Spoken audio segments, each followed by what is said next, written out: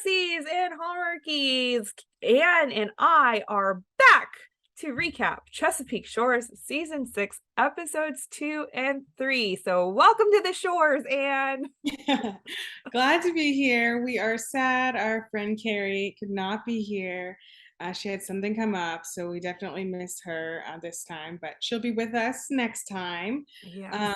So that's why she's not here, but we're gonna talk about what happened in these two big episodes. I know. We are. We are. I mean, Chesapeake Shores is not disappointing this season. It's really not. They're doing a lot of stuff, some new stuff. We're learning some stuff that I have been waiting like 6 years to learn, about some of these conversations and some things. And so I think that's really good to finally like get some information about, certain things. And yeah, Yeah. there's a lot going on. Here for it. Here for it. All right. Since we're doing 2 episodes at a time, I thought I'd jog our memories on what the episode synopses are. So, episode 2 is Memories Are Made of This. Abby plans a second date with Evan. Deidre and Alexandra Peck visit the B&B to avoid negative media attention. With Connor recovering, Megan decides whether or not to work in LA or to stay and help. And then episode 3 is called Night and Day. Very appropriate, actually.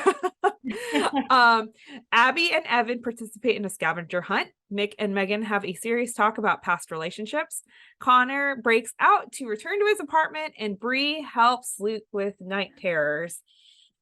So I know that's lots of things packed into these 2 episodes. So how we're going to be recapping it, we've always done it by character rather than sequentially, just because there's so many things going on, and that just seems to work. So we'll start off with the easiest character to summarize, and that is Mr. Kevin O'Brien, who is in it for like 2 seconds.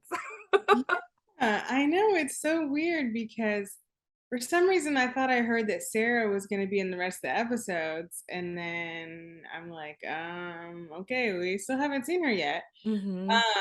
And then Kevin's like barely been in it, and I'm like, oh my gosh, like I want to, see them. I know. We love us some Sarah and Kevin. Yeah. Or the hashtag. What is their hashtag? Like Kara, Karaah. Oh, yeah, yeah. Yeah, we miss them. But I was looking at Google, and it says that Sarah and Kevin are back next week. Oh, okay. Good. Good. So yeah, we are excited for that. But Sarah and Kevin are in Hawaii. So Yes. Okay. That's right. That's right. they're off enjoying themselves. So good on them. But That's yes, for them, that's very good. yes. So And hurry on back. The next couple we're going to talk about, David and Jess. So David and Jess don't appear in episode 3 at all, but they're kind of their storyline's pretty weighty in episode 2, I would say. yeah. Mom Deidre and Alex are arriving in Chesapeake Shores to escape the paparazzi, and one of my favorite parts about that storyline specifically is Jess. And I know we had talked last time about Jess being afraid and not being sure if she could be the strong one. So what was your take on this? Because she kind of did a 180. Yeah, she did. I think she kind of was like, okay, I need to step up. Like, I want to be here for David and his family. And like, I just want to try to make everything, as good for them as possible because they're going through something really hard that, is hard for anyone to understand, hard for me to understand, hard for the world to understand. And all I can do is just try to make it, let them de-stress and just make stuff easy for them. And yeah, I think she like, stepped up and was trying to really be there. And I thought that was great. I love the character development of Jess over the Yeah. last 6 years. Yeah. Um, It's a big arc. very, very big arc. And I think one thing that I noticed, Lacey, her when she was acting in that moment where she shoos the paparazzi away, she Yeah. kind of has that like, huh, okay, I did it. I can do this. I can Yeah. do this. I am a strong, confident woman. Yeah. And it was so subtle. Because sometimes when you're under a lot of pressure, it's like you're strong in that moment and then you just like you kind of fall apart after because it's just so much. At Yeah. least that can be sometimes that's me. When there's just like a lot of pressure. And that is a lot of pressure for Jess. I mean, father-in-law is a very well-known person, like equivalent to like the Hiltons or the Kardashians or that's Yeah. a kind of the vibe I've gotten from the Yeah. Pecks of Yeah, Boston, exactly. you Yeah. know? Yeah. A definite like rich, well-known family kind of Mhm. vibe, which is why all the paparazzi are there and trying to get all this information and Mhm. just make their lives miserable when they're Right. already just going through a lot. Mhm. Yeah. But I love that she just stepped up and she took charge. She took charge Really did. and She really did. I think she kind of Mhm. knew like, okay, this is like on me. Like I'm like they're all the ones going through this. I have to be the one to like, get help the paparazzi get away and just cook for them, make them comfortable, like Mhm. just be, and man, Yeah. she did it. Yeah. Especially remembering Jess from season 1, episode 1, where she needs Abby to rescue her. Hmm. And she like bought this B&B and it's falling apart and Abby to the rescue and she's just like all over the place and her emotions and all Yeah. of that. And then, like you said, her arc, she just grows so much in Yes. these last 6 years. And I think that was like a crowning moment for Jess for sure. I think it really was, just Mhm. with everything he said, like she's been through and her character's been through, and the way she was before, and then how she's developed to now. Mhm. Yeah, for sure. Well, it will be interesting to see what happens with David and Jess and the Pecks because we still don't have answers. Dad is still MIA. The Yep. money is MIA. Mhm. We Yeah, don't know. we haven't heard anything about that, so No. yeah, I look forward to hearing his side of the story, and Mhm. I'm sure I know his family does. Uh, Them and us can all listen and take it in before mhm. we you know, attack Yes. or make judgments, Yes. anything like that. But yeah, I look forward to hearing that. Yeah. So we'll see. All right. The next grouping, Abby and Evan. So they also have a very weighty part Yeah. of the storyline in both. Yeah, both. Yeah, a lot. Yeah. So we all know I've been team Juicebox J for like a few years because it's Yeah. fine. I'm really starting to dig the whole Abby and Evan thing. Oh, good. Then yeah, Yes. come over here. The water's fine. I We mean, are. Yeah, I've always been. As soon as they announced Robert Buckley being on the show, I was going to be on oh his team. yeah. I love him. I think he's Yes. an amazing human, but I like his character on Mhm. the show as well. Yeah.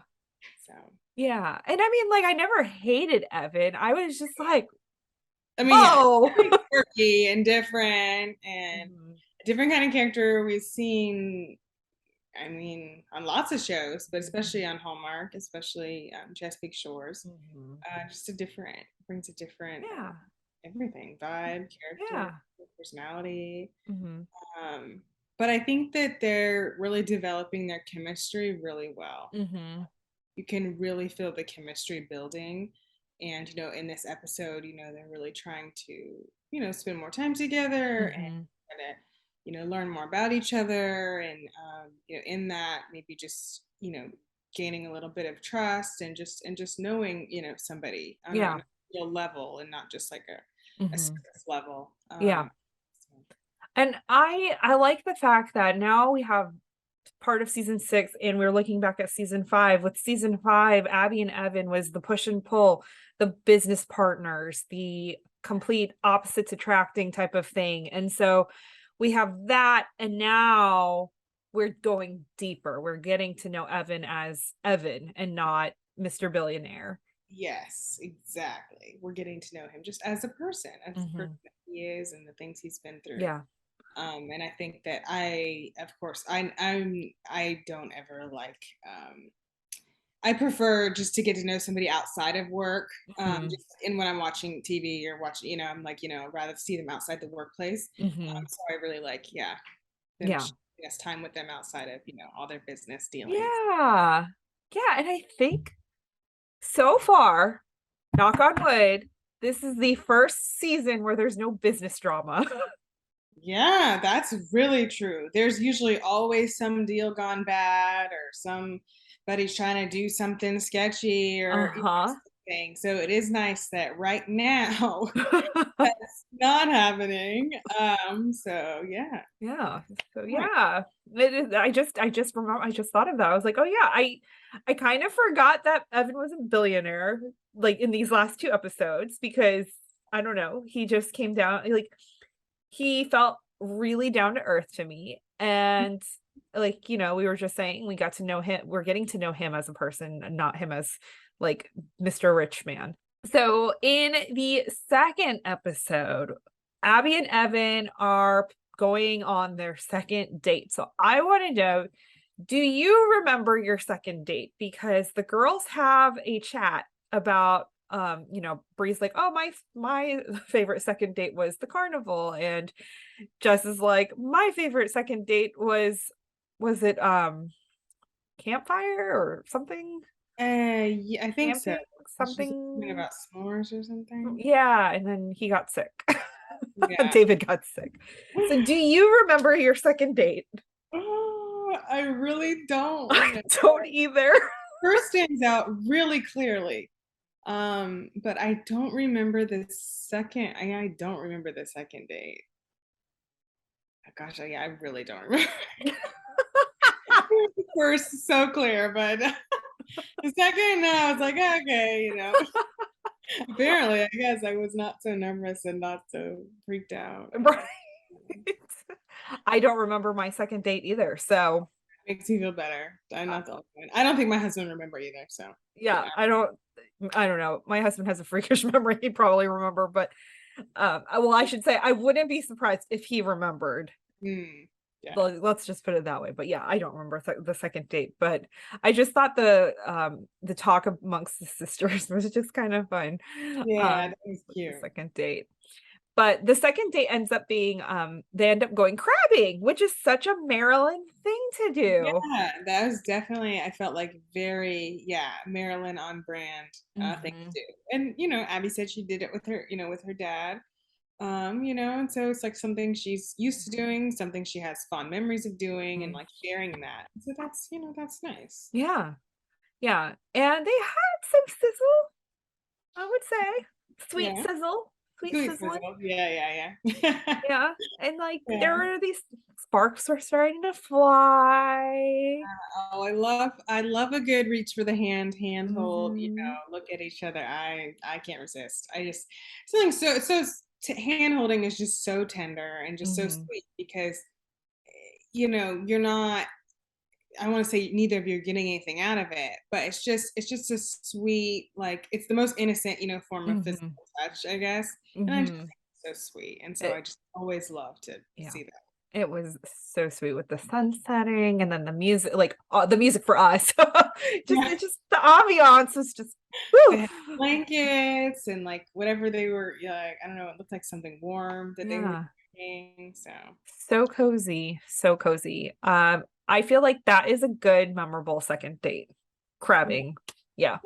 because it's Yeah. like I feel like they got to do the stuff and then they got to talk and just kind of like Hmm. conversation and touch turkey necks, which I would never do.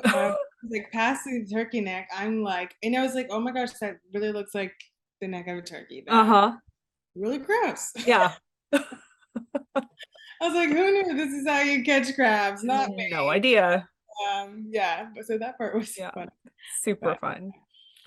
Well, in episode 3, Abby and Evan go on a scavenger hunt and they have some really fun banter in the office. mhm. I remember reading about the scavenger hunt and I was like, a scavenger hunt? How are they like, what are they what? Mhm. But the way they played it off with Evan and the team building activities, and I'm like, okay, that makes sense. You have a Yeah. partner, and then you just like go around. And I was thinking like that would just be so fun. Oh my gosh. Yeah, that would be really fun. I've done Mhm. like one of those things before and it was so fun. It was like 5 years ago now. But Yeah. yeah, those things are so fun. It's just like, you know, it's just like competing as adults, but it's just fun and it's just yeah, Yeah. it's good. It was a good that's an actual like fun team building thing to Mhm. do instead of like most Yeah. that, you know, real jobs make you do. So Yeah. And the game, and it like Evan made it up, but he'd never really played. And so that was also a fun thing because I'm like, of course Evan didn't play his own yeah, game. I know. And I personally always don't like it when bosses do things like that. It's like my pet peeve because I'm like, Right? so so you expect us to do something that you're not gonna do? Oh, like that kind of rubs me the wrong way. So I was like, yes, Abby, make him do it. Like Yeah. he's the boss, he's making all these people do this. Like, yeah, Mhm. he needs to do it. So Yeah. I thought that was good for her to Yes. like push him and then spend time together doing it. And Mhm. Yeah, so, for sure. And I mean, I know you know the Enneagram, I know the Enneagram, but I have to just say Abby's Enneagram 1 was totally showing. it was, and I'm Enneagram 1, so I definitely saw that. Yes. Follow the rules. That's not what the rules say. That Exactly. defeats Okay, the that's purpose. me all the time. Oh my God. Yeah, I feel that to my core. And when he called Mandrake for the directions, it's Yes, like you can't use Mandrake. I mean, basically, he's like Google. I mean, you just like he's like your Google, so you can't just use him to like give you directions. right. Yeah, he's just a live version of Siri. Yeah, exactly. Oh, but it was fun. And I really love the way that with some of these storylines, specifically in the Abby Evans storyline, it's really fun and really light. And then it slowly turns into something more. So in the scavenger hunt, one of the directives was to reveal a secret you've never told anybody. And there was a moment there where Abby and Evan's tire is like, I don't know, got a whole like it got busted, I know. and he freaked. Like he had an internal like PTSD moment. Yeah, yeah. Um and I had kind of forgotten that Abby didn't know that side of Evan yet. Kind of forgot that too because I was trying to remember. Okay, how do we know this? Because obviously she doesn't know, and then I was Mhm. trying to remember who he told that Didn't made. he tell Mandrake? Or maybe Mick? I know it's one of them, and I don't remember which one. I would feel like Mandrake would know, but I feel like maybe it was Mick because I think they did some bonding last season. I remember liking Uh-huh. it, and so maybe it was Mick, and that he knew, like that, because I think Yeah. he was in the office when he was talking to whoever it was. So I Hmm. think maybe it was Mick. Yeah. We know. You guys tell us if you're Yeah. You tell us who yeah, did he tell last trying to season? remember all these things.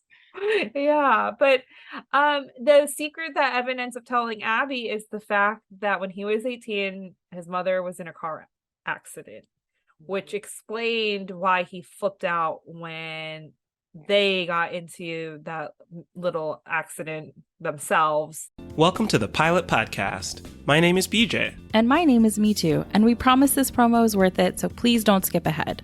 We're two judgy friends who put our judgmental skills to work for you. We review the pilot episodes of new and popular shows and shows that our listeners request to answer your question, should I watch this? Look, a lot of us are spending a lot more time at home, and yes, we should be reading and trying new projects and enriching ourselves, but does anything beat binging a great show?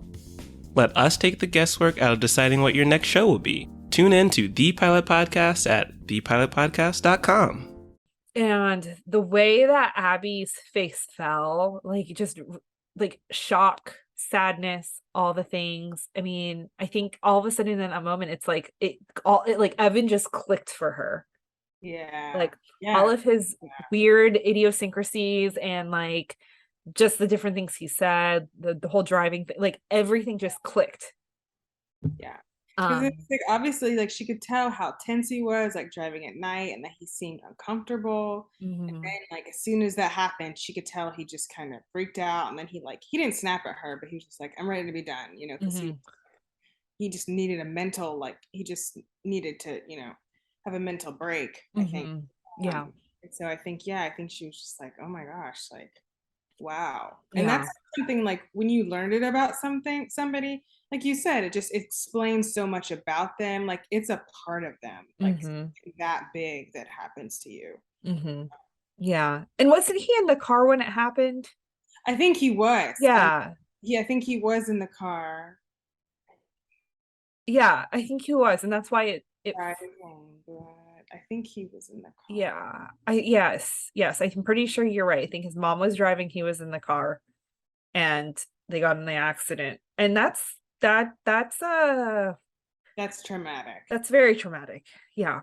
That's very traumatic. And so I think again, that's another layer peeled away from Evan. And I think it's just pushing them together. The more you learn about somebody, the more you become Yeah. connected with them. And I think that was the moment where it really just clicked for Abby, and it, like, he just made sense to her. So they finish off the scavenger hunt at the park. Ah. And the big moment. Yeah. Was very excited. I was like, oh, that was so quick. And then, oh no, went back for more kissing. We got the first kiss, and it was, or then not maybe not that one, but the ones that Yes, followed, yes. was very cute and very Yes. sweet, and Mhm. they look so happy, and there's like so much chemistry, and Yeah. it's like, oh my gosh, yeah. Yeah. Oh gosh. I think that was a really good way to build up that first kiss. Yes, I think so too. Yeah. It Like, was. yeah. And it came naturally. That's the other Yeah, thing too. It was yeah. unexpected and it was a natural thing. It was Like, unexpected. They were excited. They were together. They, accomplished something together, and they were excited, and it just happened. they kissed and then they were like, "Oh." There it was. That was the first one. Let's get on to the second one. Yeah. And I think that's when you know that like they're meant for each other because they're not wrapped up in all of their gooey, mushy emotions. Yes. And I Yes. think that just makes it a little bit different, and it's I think so too. I think it was also just a really good decision just to wait. Mhm. Just to kiss. I think that was just a good idea. Just to like learn about somebody and just talk to them and just focus on, Mhm. everything that's not, physical, Mhm. just being with the person and Yeah. just seeing who they are and picking their brain and Mhm. learning things about them that they've been through and Mhm. like that are really Yeah.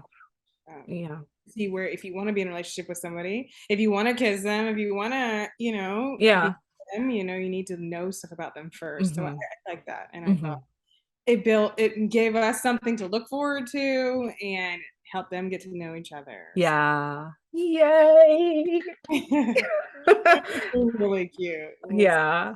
yeah, I was just watching the ending right before this, and I was Mhm. like, oh my gosh, they're adorable. They are they're adorable. I'll say it. I've converted. Converted to whatever this team is Team called. Evan.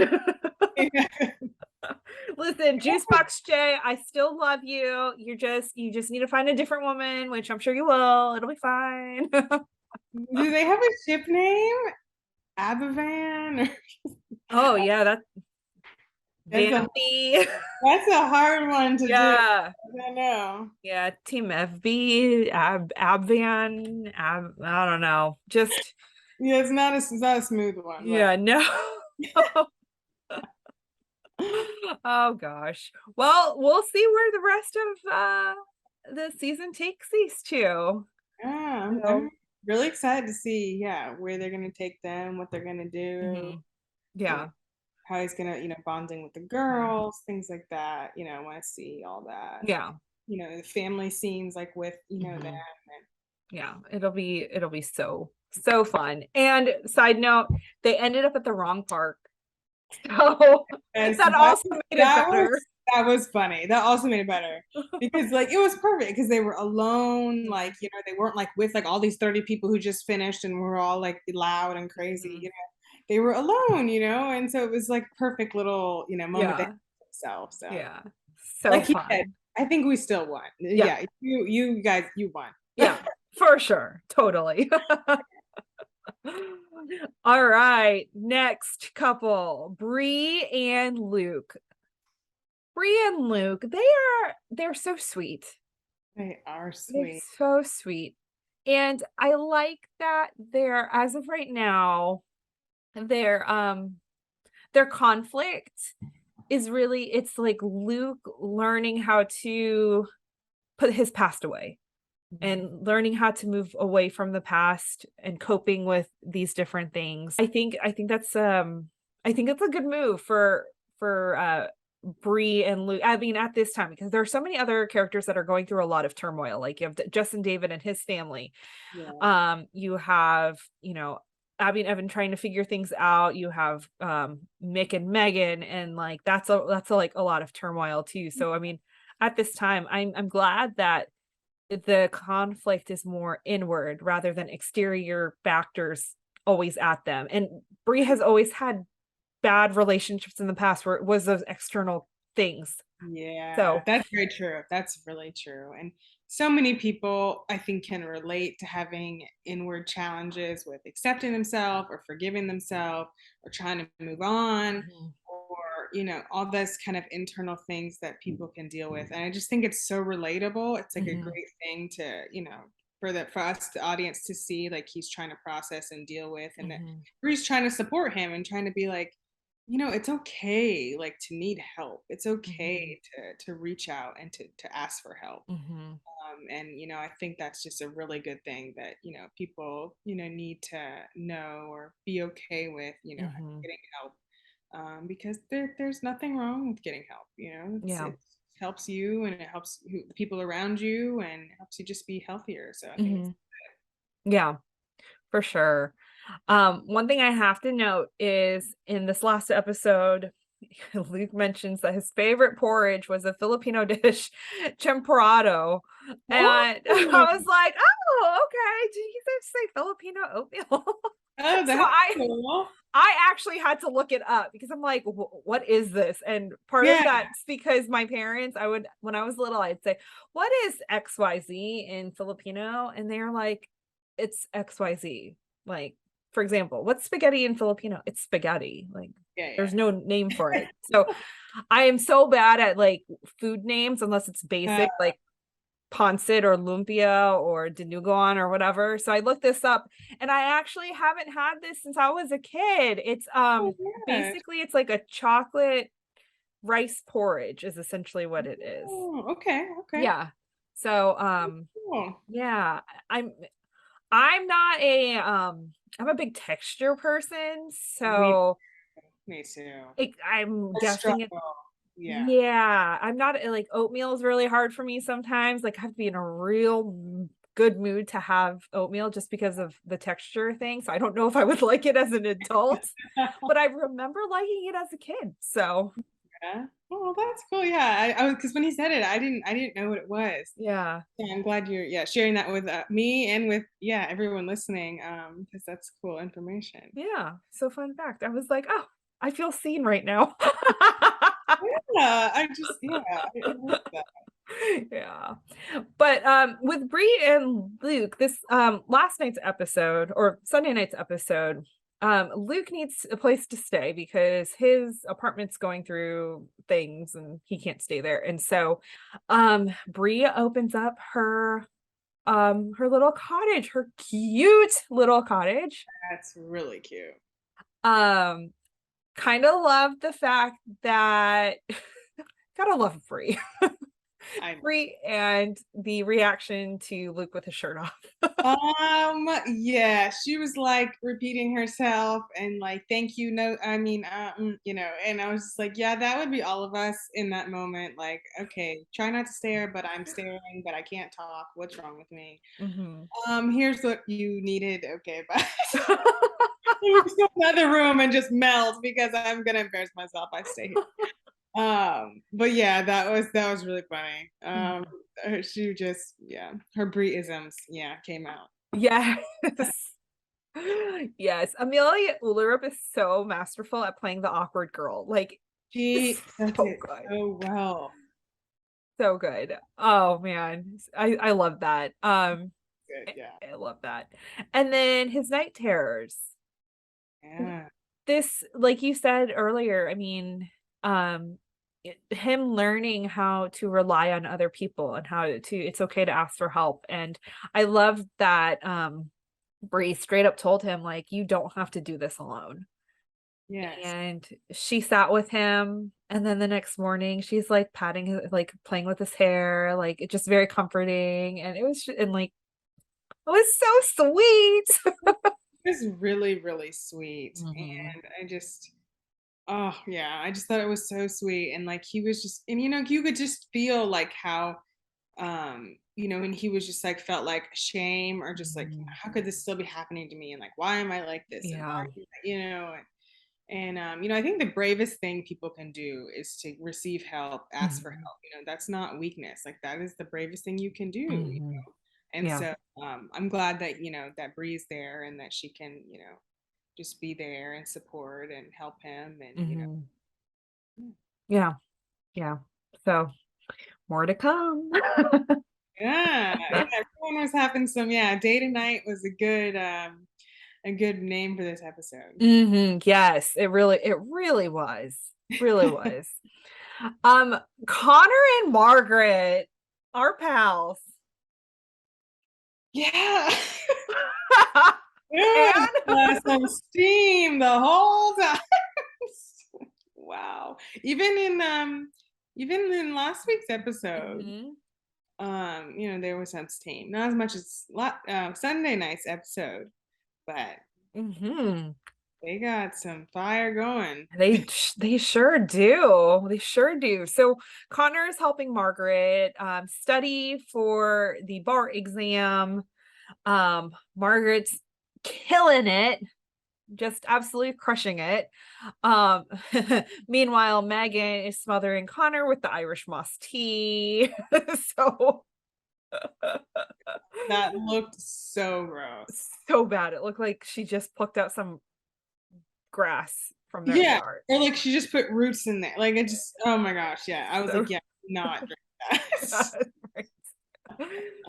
But I love that small tidbit is just like it's almost pushing Connor and Margaret together, because now with Megan smothering Connor is desperate to get out, and so who's his accomplice? It's Margaret.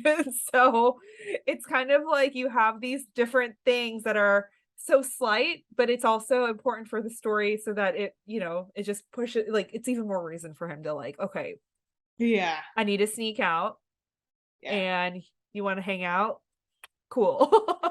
Yeah. No, that was funny. And she was like, I'm not gonna be pulled into this. Like, it's like, in her mind, it's like, I already kissed you and you had a heart attack. Like, I'm not trying to be like blamed for like any more. Like, stop. Like, that's how I would feel, even though it has nothing to do with her. 100%. Of course. But in your mind, you're like, I don't want his parents to, hate me. Think I'm, whatever. So like at first she was just like, I don't want to be like part of this, and yeah. I love it. And I love like her very short interactions with the O'Briens. Like she's just like becoming part of the family, they're just, like she's like one of them now. So like I liked when like Megan said she said to Connor, like, I just like her, or she's just, so like something there's like a nice positive like comment about her, and I was just like, oh, that's nice. So fun. Love it. I loved Andrew Francis in the sneaking out.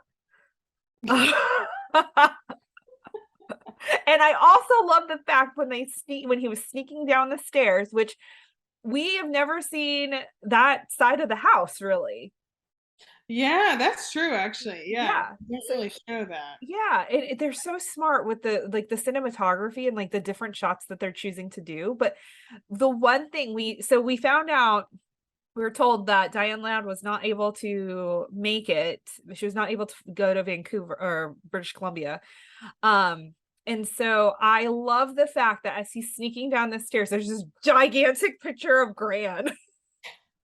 Like right there. It's like this giant, like 11 by 14 and like photo. And I'm like, Nell's watching you. Yeah, oh yeah, she and she was, present in one scene in this season, and so I know I Yeah. really like her. I'm sad she couldn't make it I out. I know. understand like things It's happen, hard. especially this day and age, and everything Mhm. going on in the world still. And so, but Yeah. I miss her. Yeah. But yeah, the sneaking out, the running to down the Walking down the street. street, like I'm like, oh my god. I know. I was like, well, where's Margaret? And then, oh, here she There, comes. yeah. And they go back to his place, and that's when things get a little spicy. That's when the temperature turns Yeah, all the way, guys. all All the the way way. to town. I was like, oh, okay. It was like I just couldn't believe. I was like, wait a second, does this say Hallmark Channel in the corner still? Like, what's happening? Right? Because we're kissing a lot, and then we're stopping, and then we're asking medical questions about what he's allowed to be able to do because of his recovery. Like, and I'm just like, oh my gosh, what's Uh-huh. happening? What is this? This innuendo, this Mhm. referring to, and I what were you thinking? Yeah, no, same. I was like, any other network, I'd be like, oh, okay, cool.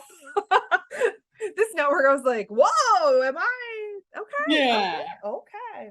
I'm like, okay, I'm watching, if I'm watching Virgin River or Bridgerton or something, Yeah. then I'm like, this is absolutely nothing, But it's like I got my sensitive little Hallmark eyes and ears on. And so then I'm just like, oh my gosh, this is like Yeah, but it makes sense. I mean, this is a show about grown-ups, adults, relationships. And Mhm. so it was I would say it was well done. It was well done because sometimes we don't know like see every bit and part of everybody's relationships. We can read between the lines, and this was one of those times where you can like Yeah. read between the lines of the emotions and like how they're feeling about one another and different things without like crossing a line and Mm, like yeah. especially if some people are more sensitive towards that stuff. So like I I mean, I thought it was well done. I mean, Mhm. and I think that the once again, the actors changed, and the lady who played Margaret last season, like, and Andrew Francis, they had a really great chemistry. Yeah. It's carrying on. Like Yeah, definitely. Marissa and Andrew are like crushing it in the chemistry department. They have so much chemistry, like so much chemistry. Yeah. Like they're like looking into each other's eyes and they're like sitting like in a pretzel. And I'm like, I know. so uncomfortable, but y'all look like you're having the best time in the world. I know. Exactly what you're supposed to be looking like. And I mean, Like, yeah, yeah. I really like her. I think she's doing a great job. Mhm. There's a lot I'm- of chemistry, a lot of great eye contact. You can just feel, Mhm. the Yeah. emotions that Mhm. they're Yeah. having. Yeah. Yeah. There's so much heat and fire. I mean, call the call the fire department because Call Kevin because woo. there's a lot of fire. There was a lot of fire. And they stayed up all night talking. Mhm. Yeah. Just talking about I don't even know. They were just talking about all Yeah. night, but yeah. I love it. I love it. I love like the relationship. I love the fact that like, the heat is on and then they're just like, up all night talking. It's like you're with your best friend, Yeah. and I Yeah. think that's I mean, obviously they're in love, Yeah. but we're also seeing like the best friend aspect of their romantic relationship, which is important, I The think. foundation of Hmm. it's the foundation of a good relationship Yeah. is to really be, best Hmm. friends, Yeah. with that person. Yeah.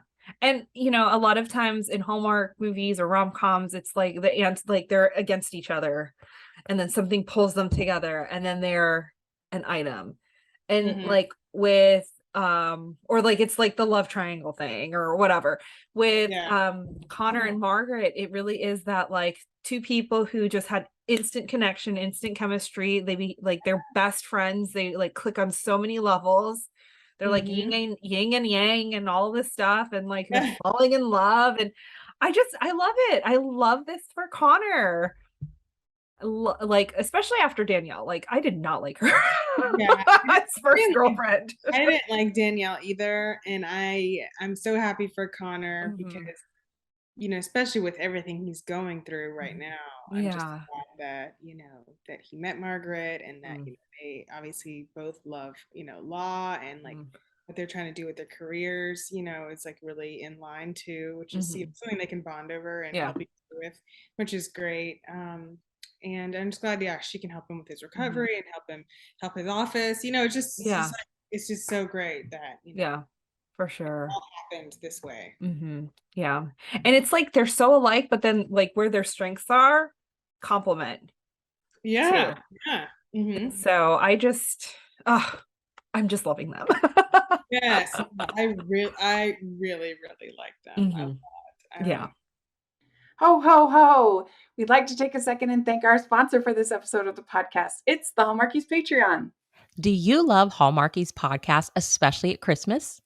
Do you enjoy the holiday previews, recaps, interviews, and bonus episodes? If the answer is yes, please consider supporting the Hallmarkies Patreon. We need your help to do what we do both during the Christmas season and all year round. But not only do you help a podcast led by strong, independent women by becoming a Patreon, you get to become a part of the Hallmarkies family. Starting at only $2 a month as a patron, you will have access to our Facebook Patreon group where we talk about the movies, shows, and more all year. We also have many monthly patron watch-alongs with guests like Lacey Chabert, Natalie Hall, Paul Campbell, Mary Lou Henner, and more, giving their behind-the-scenes details of their films.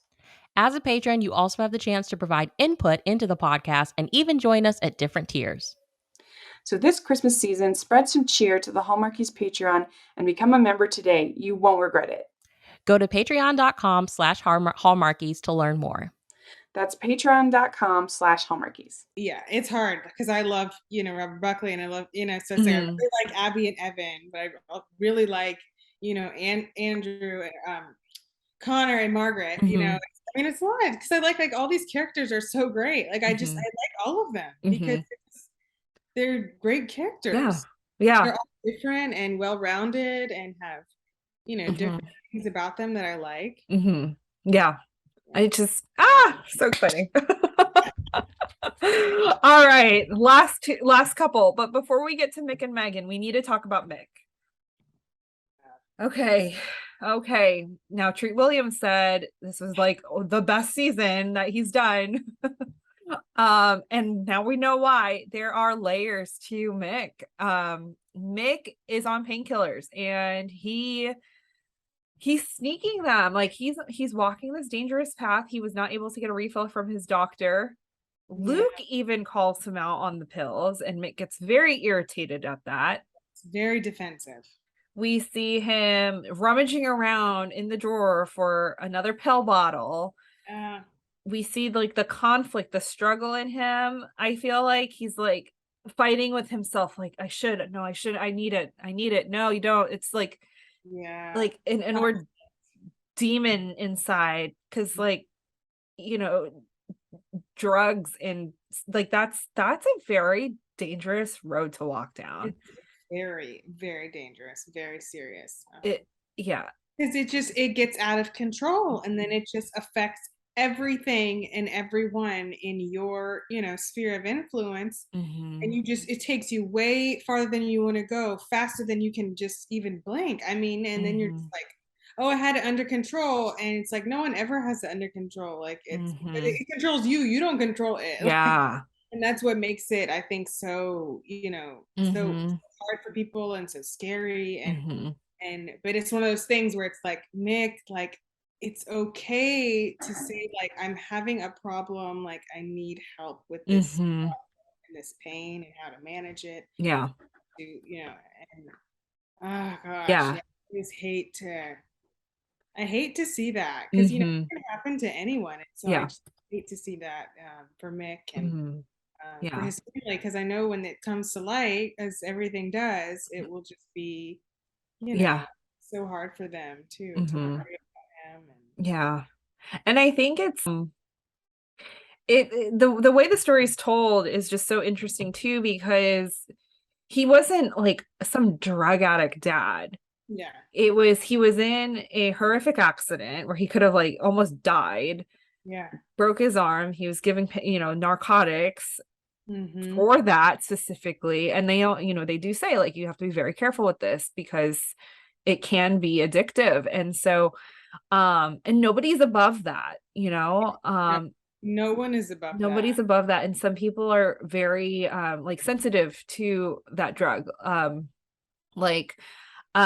So when my husband got his tonsils taken, he was given super strong, like, stuff, and it made him like kind of like a little crazy. Just like the body temperature, like he would like get super, super hot, and like then he'd get really agitated with it because like the medicine was just so strong. Like he ended up just not even, like, he didn't even finish it because it was like it was way too strong. But like, it was a very strong medicine. I think it was it was like a narcotic for that. And so, and like for me, when I got mine out, I had the same thing, but like for me, I just slept, like, but I can see, because it's so strong, and like it makes you, not that it makes you feel good, but it's just like it takes the pain away. It's like, I can see how Mick's character would fall into that, especially if it's loosening him up or whatever, what have you. Yeah. And also, like, I mean, everything that's happened with him and Megan, like, that's a lot. Like, just trying to, like, you're about to start a relationship, or you're starting a relationship with someone who, you felt abandoned you at that time, and you didn't understand why at that time, and you were angry and resentful and bitter at that time.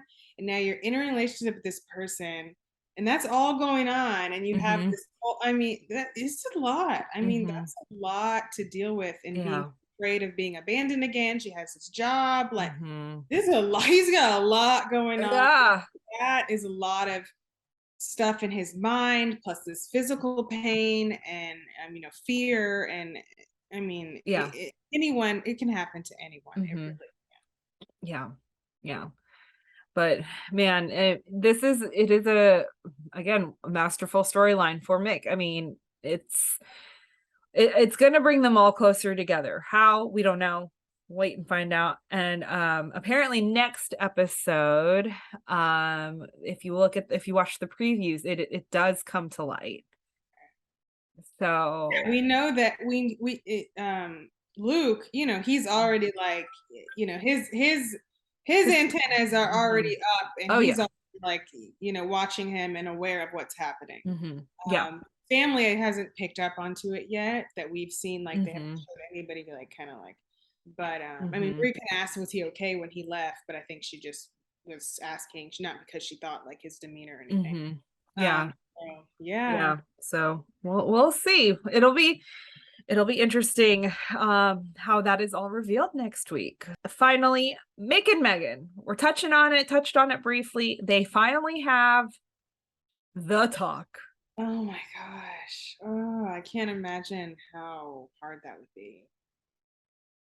Yeah. You've wanted to forget it. It's been in the past for 30 years. Mm-hmm. It needs to be talked about, brought out into the open, but at the same time, you can't help but open old wounds when you're talking about something that's so emotional and so difficult. Mm-hmm. And Yeah. oh my gosh. Yeah. But we needed it as viewers, and they needed it, as obviously the couple, Mm-hmm. to in order to go forward. Yeah, for sure. It almost felt, I was telling Carrie this a little earlier when we were just chit-chatting a little bit about like our thoughts about the episode, but I felt like I needed more. I felt like there's still things missing, but I think part of that too is, I mean, obviously there's time, but then you really have to like look at their, not, this conversation didn't necessarily answer all your questions. Like you had to go back and you had to look through and remember what happened, like what were the clues that were mentioned, throughout the last several seasons. And so piecing it together, we know that Mick was really hardworking, very kind of like a little arrogant, very strong-willed, strong personality. We see that in several of the seasons, like seasons 1 through 4 or 5, whatever. Even the kids reference their dad working all the time. Dad was never really there for them. Dad was constantly working, missing out on different things. And Nell ended up really just being mom and dad for the O'Brien kids, and Abby too. Abby ended up kind of being mini mom for especially like Jess and Connor. And so you have like that aspect. You also have the aspect of Megan struggling with postpartum depression and having a miscarriage and going through those emotions, and that miscarriage and the postpartum depression was the catalyst for her leaving. So then you see all these, you're piecing these things together. You hear that Mick really struggled after she left. And they also mentioned the fact that when they went to court, Mick demanded the fact that his kids belonged in Chesapeake Shores. End of story. Like, it sounded like there was no negotiation there. Like, no, she will not get them ever. Like, I mean, I'm sure visitation rights, like you can see your kids, like it wasn't like fully cut your mom off. But we also have to remember too that in Chesapeake Shores, the O'Briens built that town. So he had a lot of pull with that judge. I mean, if you really think about it. He definitely did. Had sway and influence. Yeah. I mean, and the other part of that is Megan was the one that left. So you have this mother who leaves, you have this dad who's super angry, who has a lot of pull, who has a lot of authority in town. And it makes sense as to why the kids didn't get to spend like, every other holiday with their mom. And, I think you have to I think this was like the last piece of that puzzle. Because for 5 years, the big question was, why did Megan leave? Yes. We were wondering that for literally 5 years. We did not have answers. We did not understand. What mother what sane mother? And Megan wasn't even a bad person. And that was what was always confusing to me. Like, Megan shows up, we think, oh, she's like a control freak, or she's like super angry and super mean and degrading and all these things. And like Megan shows up, it's Barbara Niven, for crying out loud, and she's just like, love this woman. Hi guys. Like, you're kind of, nicest person. She's like so nice, trying to build this relationship with her kids. And so for 5 years we're trying to figure out, why did she leave? Like, what happened? What happened to make her leave? And finally, after 5 years, last season, they shared that she miscarried and went through extreme postpartum depression. And then the final piece of the puzzle was when Mick asked her, when you were better, why didn't you come back? And she says something that's so profound. It's so simple, but so profound. And she says that she just basically, like, she was gone so long, in her mind, she just didn't know how to return home. And it's true. That makes a lot of sense. I mean, for one thing, like, you have shame, and then you're just like, well, what's gonna happen when I go back? And will everyone just hate me? And it just feels so overwhelming. because it's been so long, and then you're just so overwhelmed by what's going to happen, how you're going to be viewed and how you're going to be judged. And Yeah. that's I mean, that's an undertaking. I mean, and so that was brave of her to, when she decided to go back, it's like she had all those fears and way more, I'm sure. Yeah. Yeah. And it's true. When you have a situation where you're so far removed and you're just shoving it under the rug, the harder it is to go back to it. And, I feel like it's almost like a life lesson there to say, when there is conflict or when there is something, sometimes we have to be brave and we have to face it in the moment, or when the time is right, you just have to face it. And I mean, for Megan too, she was the one that left. Yeah. And so it is a lot of humble pie that needs to be eaten to go back and go home to your family that you left. Yes, that is. Yeah, I can't even imagine how difficult and hard that would be. Yeah. You And know. and I mean, they did allude to the fact that the O'Brien kids did see their mom. It wasn't like they were cut off from their mom for like 20 years or anything. But I mean, I know as if it were me as a kid, I would be so angry not understanding the full story. And I'm sure there were words that were like yelled at, and I'm sure they called her terrible things, because what mom leaves their kid, and they're only here, they're with their dad primarily, and it's a small town, and there's just so many different things. And I, in that moment I was like, that's it. That's the backstory of Mick and Megan. It took 6 years to tell, but we finally got answers that made sense, and that it made sense, like why she needed to leave, and why she wasn't okay, and and it also made sense for Mick, like why he was upset, especially if he didn't understand what she was going through. There's a lot more information about postpartum, now and, years ago than there was, I'm sure back at that time. Right. And so that also helps. But, just naturally, like when someone abandons you and then you're left with everything, it's like you're going to have anger and bitterness, because why am I, left to take care of everyone by myself? Just no matter the reason, you're going to feel that. And so it's like both of them, you can really, see how difficult it was for both their sides, which is why the conversation was hard that we're having. Yeah.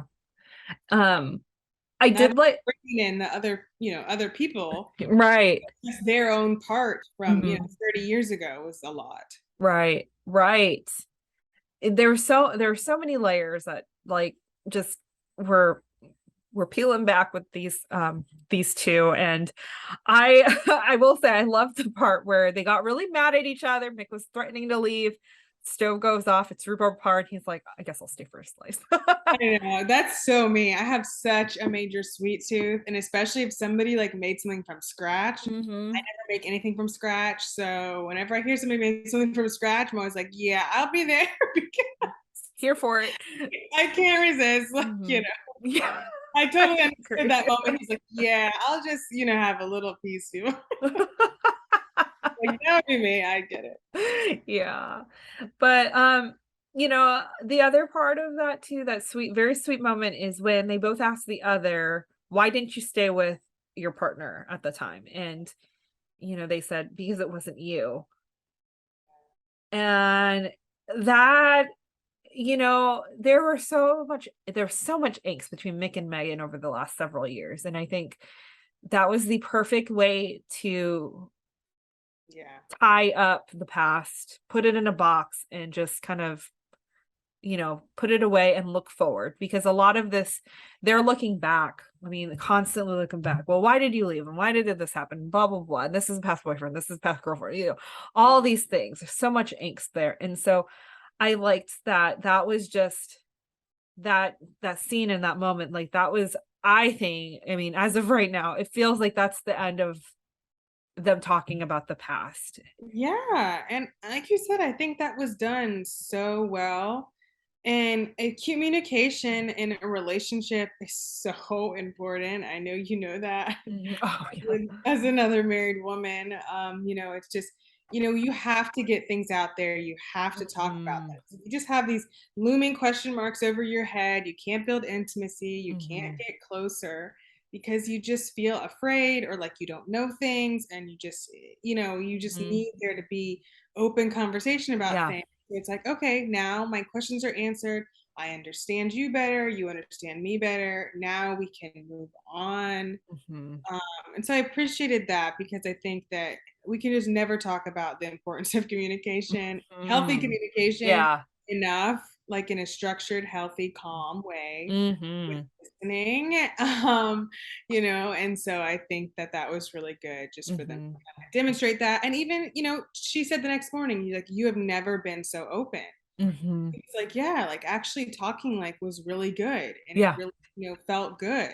And that's the thing. It always feels better after it's out there and after it's off of you. Yeah. But this fear that just makes us be quiet and not talk. And yeah. It's almost like we think that if we don't talk about it, it'll just go away. But that never happens. Yeah. That's never happened in the history of 31 years. It's never happened. Yeah. That rug did not just disappear. It just stayed there and piled up. So Right. just get it all out just there. talk about it. I mean, easier said than done, for sure. But Definitely. Yeah. It can be very hard. Yeah. I hope that this is the end of like the past for Mick and Megan. I mean, obviously it's part of their story. It's part of their history. But I'm hoping that we can kind of put that away for now, and then any other issues and problems and conflicts they have are future facing. Yes. I hope that's what it's going to be. And that's what it seems like they're kind of trying to set them up for. It's like, okay, we did it. Now we're going ahead, and so I think that'll be good. But long distance is hard. So interested to see how that goes. Yes, because the kids convinced her to take the job at the Getty in episode 2. So right, Megan's on her way, and Mick was taking her to the airport that morning. Yep, so, that's right. When she was wearing her robe and pajamas and shorts. Yes. Very interesting. Also an interesting moment. Wasn't expecting. Yes, and their kiss from the night before. Yeah. Okay. So I mean, Mick and Megan are like mom and dad, right? So like for us, when we're watching Evan and Abby kiss, or Connor and Margaret kiss, we're like, oh, okay. For me, seeing Mick and Megan kiss like that, I was like, oh, this is like watching my mom and dad make out. I mean, yeah, it is. It's like, people are different age, and you're like, oh, they're so sweet. I'm happy for them. And actually, what they're setting up right now. I think. Okay, so Megan is going to the Getty, right? But Mick is going to come to light that he's having problems with, these painkillers. And so Megan is going to I would think that she's going to have to give that up to come back and to help Mick. So, I mean, it's not the same as like what happened with them before, but it's like she's the one who he's gonna need her, and she's gonna be the one who kind of needs to come and really be over everybody and helping, and you know what I'm saying? It's not the exact switch out kind of thing, but it's kind of this, I don't know, it's like it's a shift, because except they're gonna do it right this time, because when Megan and Mick were married the first time, and the reason why she left was because she was having those like issues, those problems, the postpartum depression, and he wasn't there, or he didn't understand how to help her. Was too stubborn to like, work with her. And so now, like you said, you're right. They're going to do this shift where now he's the one that's going to have the problems and the issues. Yeah. And she's going to be the one that needs to be like there for him. And so it's like a parallel universe, but flip-flopped. But hopefully doing it right instead of just both, being upset and angry at the other person, away from each other. They'll be together, and hopefully they can deal with how they feel about this, everything. Together. So So. Oh man, that was a lot to cover in an hour. I know. 2 episodes, a lot. I know, 2 episodes, so many characters, so many storylines, so many complications. It's just, man, so many things. But we love it. We love the O'Brien family. We love these last 2 episodes. There's just no minutes are wasted. And there is not 1 minute, 1 second wasted. Everything is contributing to the story, adding to the chemistry, the relationships, the development, and that's what is making these last 2 seasons so much better. Everything is adding and giving us more information, and moving forward and helping develop everybody in the story. So that is episode 2 and 3. And I do have episode 4 synopsis pulled up so I can read that. Sarah and Kevin come together with news, so they are back. Connor and Margaret's law firm struggles to make ends meet. When Mick's pill addiction starts to noticeably affect his life, the O'Briens rally together and stage an intervention. So, oh man, it's gonna be good, guys. It's gonna be good. Oh, it's gonna be good. I don't know. I feel a little bit anxious. I know. Like an intervention. Make an intervention. Ooh, that sounds real painful. Right? It's so defensive and resistant, and he gotta let it go. He's gotta let it go. Yeah. No other way to do it. He's gotta just be like, okay, I have a problem. Like first step, admitting you have a problem, humbling yourself. Yes. And, he's so prideful and stubborn. I mean, it's gonna be hard. Yeah, it will. But it'll also be interesting to see where his character goes, because I mean, yes, by nature he is very stubborn and very arrogant and very like man's man, but there's another path, a path of growth. So I mean, like we could still react that way, but it's like once the dust settles a little bit and like taking that step back and seeing like I'm really screwed up here, and just humbling yourself and getting the help you need. It'll be interesting to see, because I mean old Mick would probably just get really angry, and then bad things happen. So we'll see. I'm interested to see what's gonna happen. Yes, their approach, his response. All of the things. You said that Gregory's coming back next episode. Yes. And then Hallmark did release I think it's the extended preview. So you'll be able to see that. So Gregory Harrison, who I met at Rama Drama, and he's so sweet and delightful and so generous. He's going to be back as Thomas. And the extended preview is on the Hallmark's website, so you can go check that out. And then we will be back for another Chesapeake Chats in 2 weeks. So stay tuned. Let us know what you thought about these last 2 episodes. Let us know if how you're feeling about it, what you're looking forward to. And thank you for your kind comments on YouTube. We really appreciate it. It warms our hearts. So, and where can people find you? You can find me on Twitter and Instagram at awscott21. And you can find me at Kaycee__Simpson on Twitter and Instagram. Be sure you are following podcasts at Hallmarkies Pod and Hallmarkies Podcast on Instagram and Twitter and Facebook, and join the Patreon, leave us some rating and review, and check out our merch store, because we have lots of fun things for all Hallmarkies, Chessies, Postables, Hardies, all the peoples. And yeah, I think I covered all the Hallmark stuff. I think you did. It's hard to do. Yeah. The laundry roller. I know. And it's very rare when I end out a podcast on Hallmarkies. So I'm like, Oh which yeah. one am I doing? Deliver me a podcast? No, it's Hallmarkies podcast. Yeah.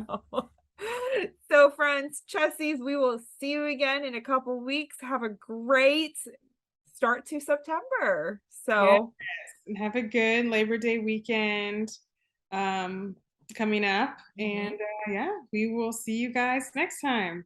all right. Bye, friends. Bye.